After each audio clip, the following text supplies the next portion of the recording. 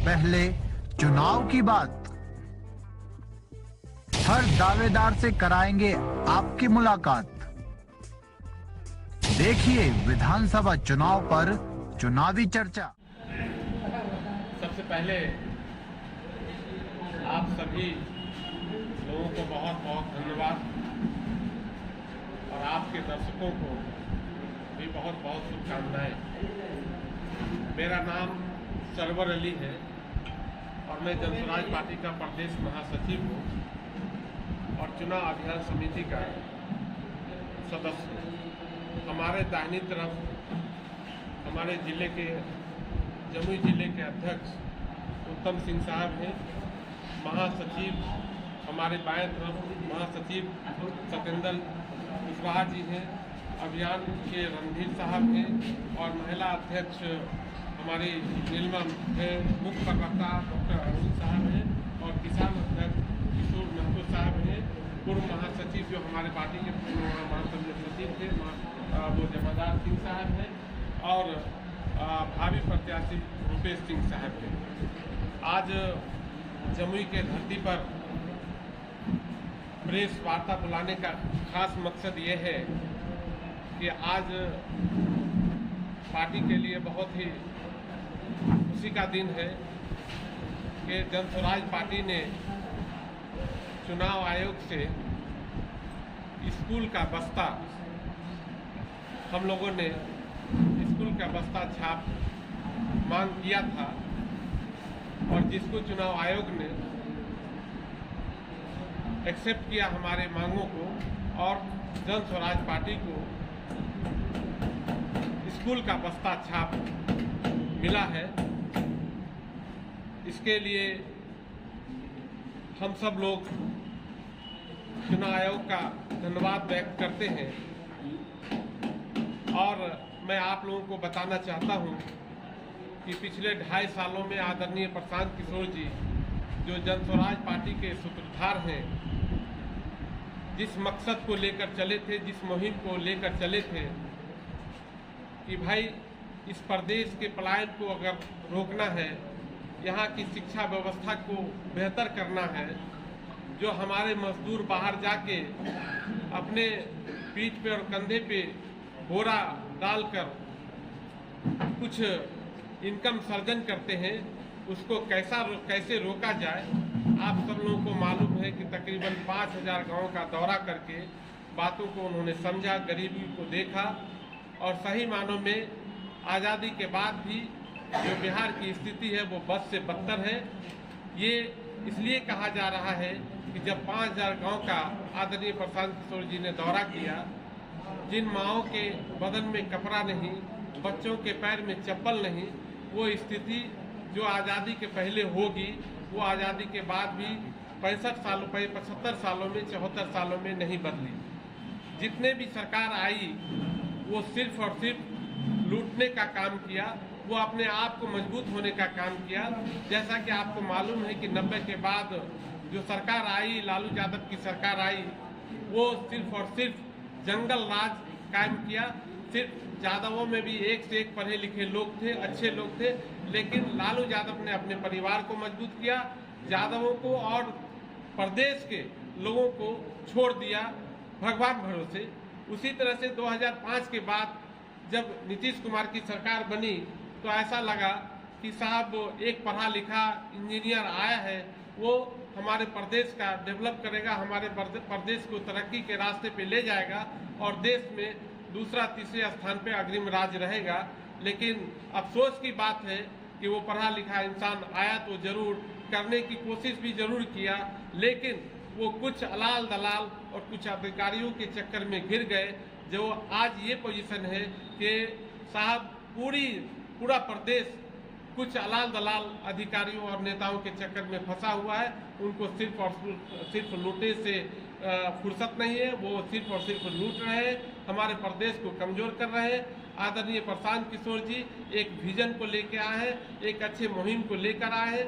सही लोग, सही सोच और सामूहिक प्रयास और जो मुहिम लेकर वो आए हैं उसमें पूरे बिहार के लोग दूसरे विकल्प के रूप में देख रहे हैं और लोग जितना उत्साहित है जनस्वराज पार्टी के प्रति आदरणीय प्रशांत किशोर जी के बातों से और वादों से, आने वाला 2025 जो अक्टूबर-नवंबर में चुनाव होना है, मुझे लगता है कि जनस्वराज पार्टी पूरी तरह से सत्ता में आएगी और जब सत्ता में आएगी तो 6 महीने के अंदर में बिहार की तकदीर और तस्वीर जरूर बदलेगी। ये पूर्ण विश्वास के साथ मैं आप लोगों को बताना चाहता हूँ और आप लोगों के माध्यम से बिहार के लोगों को और जमुई के वासियों को बताना चाहता हूँ। कहते हैं कि जब से सरकार कम से कम 35 सालों में सरकार जब आई तो वो सरकार क्या काम किया नहीं किया वो आप लोग से छिपा हुआ नहीं है। जंगल राज अगर उस टाइम में जंगल राज कहा गया तो ये हम आप नहीं कह रहे, ये पूरा देश कह रही है, ये पूरा प्रदेश कह रहा है कि जंगल राज था, बंदूकों से लूटा जा रहा था, आतंकवादी इतने बढ़े हुए थे कि 6 बजे के शाम के बाद लोग कहीं घूम नहीं सकते थे, औरतें घर से नहीं निकल सकती थी, लोग वही स्थिति में रहते थे कि भाई कब क्या हो जाए। घर में लोग 6 बजे के बाद बंद होते थे। 2005 के बाद वो स्थिति हुई कि लोग अधिकारी कलम लगा के लूटने लगे और कलम लगा के जो गरीब गुरबा है आप थाने में चले जाइए, बीडीओ के पास चले जाइए, सीओ के पास चले जाइए, जब तक आप पैसा नहीं दीजिएगा आपका एक कोई काम नहीं होगा।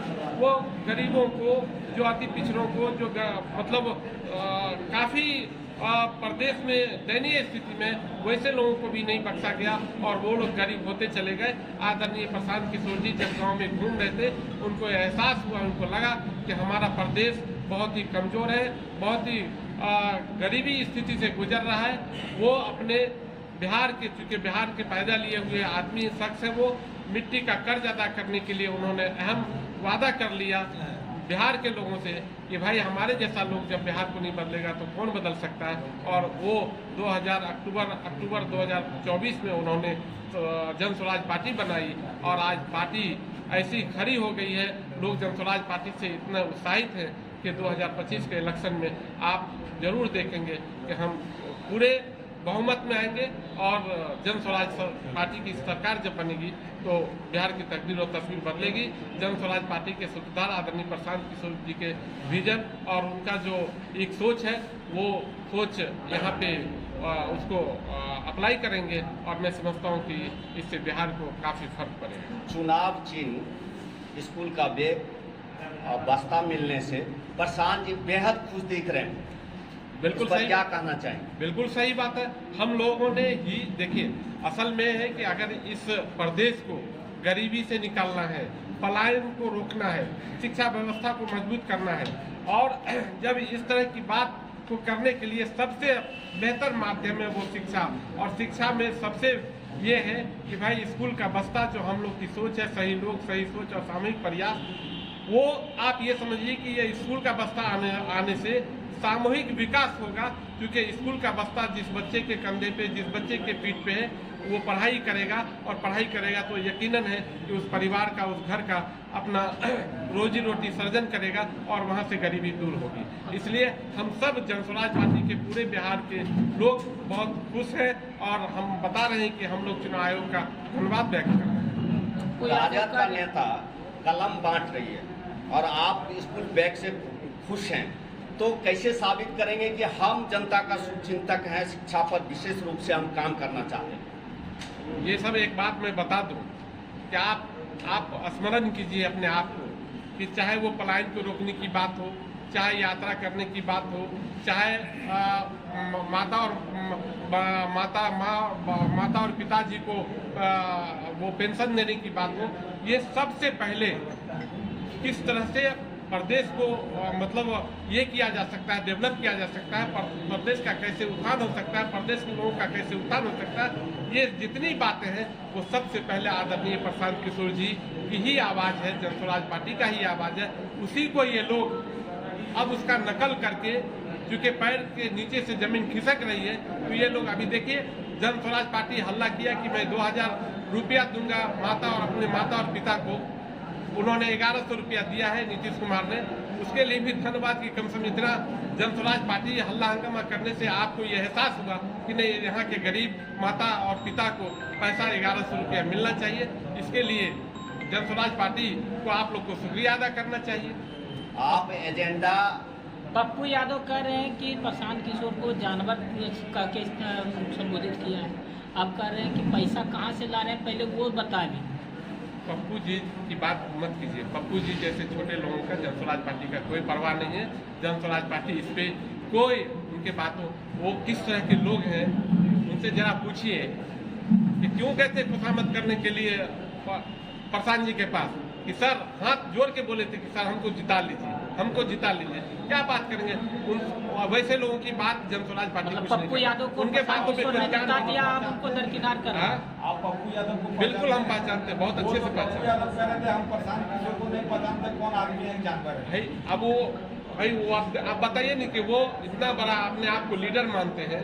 पप्पू यादव कहते हैं हम बिहार के लीडर हैं और तुच्छा सी बात कर रहे हैं। उनके बातों पे ध्यान देने की बात है क्या? उनको जो बोलना है बोले, उनका स्टैंडर्ड ही वही है। मंगल पांडे का भी बयान आया, वो कह रहे हैं चर्चा पर्चा में ये सब नेता बने रहने के लिए चाहते हैं। मंगल पांडे जी जिस तरह से कर रहे हैं, उनके हेल्थ मिनिस्टर में क्या क्या हो रहा है, क्या हुआ है आपको पता नहीं है। अभी देखिए ना, सिर्फ 6 घंटे तक वो लड़की कराहते रह गई, मुजफ्फरपुर की कुरहनी की लड़की। हम लोगों ने उसके लिए बहुत आंदोलन किया, वहाँ हम लोग गए, उसको जो भी मदद करनी थी हम लोगों ने किया। कल भी राज्यपाल हमारा आदरणीय प्रशांत जी उस लड़की के माता और चाचा को लेके प्रशांत जी जा रहे हैं राज्यपाल साहब के यहाँ। मैं आपको बता देना चाहता हूँ कि जब से वो हेल्थ मिनिस्टर बने, स्वास्थ्य मंत्री बने, बिहार की स्थिति, स्वास्थ्य स्थिति इतनी गड़बड़ है, वो क्या बोलेंगे? उनको आप समझ में आ रहा है कि हर लोग आप विरोध, उनके पार्टी के लोग आप विरोध कर रहे हैं उनका। अब चुनाव चिन्ह आ गया, प्रशांत किशोर कहाँ से चुनाव लड़ेंगे ये बता दें।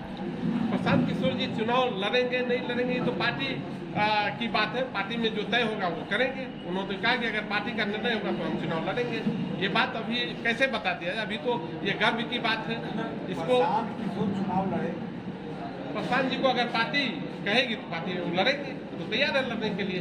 पार्टी का जैसा भाई, पार्टी ऐसा तो नहीं है किसी समूह का ये जनस्वराज पार्टी है, किसी व्यक्ति का, ये समूह का है और समूह में जो निर्णय होगा वो आदरणीय प्रशांत किशोर ऐसा तो मानने के नहीं लिए है कि तैयार। बिहार में जातिवाद जो भरा हुआ है उसके कारण से प्रशांत किशोर डर रहे हैं कि हमारी जाति की आबादी कम है, चुनाव लड़ना कहीं हानिकारक हो जाएगा। सबसे पहले आपको ये जानकर खुशी होगी कि आदरणीय प्रशांत किशोर जी जैसा व्यक्ति आदमी न जात पात की बात करता है, न धर्म की बात कर रहे हैं, वो सिर्फ और सिर्फ विकास की बात कर रहे हैं। और मैं आपको बता दूं, कभी जात, धर्म और विकास, ये इस पे क्या बोलते हैं, धर्म पे हमारी पार्टी नहीं लड़ेगी। जो अच्छे लोग होंगे, जो सही लोग होंगे, जो सही सोच रखते होंगे, वैसे लोगों को जनस्वराज पार्टी से टिकट मिलेगी और वो लोग लड़ के जब आएंगे तो बिहार का तभी विकास संभव है और सामूहिक विकास। जनस्वराज से कौन से पार्टी को ज्यादा खतरा है? ये खतरा क्या? हमारी पार्टी को कोई भाई, हमारी पार्टी को कोई खतरा नहीं है। सबके पैरों से जमीन खिसक गई है।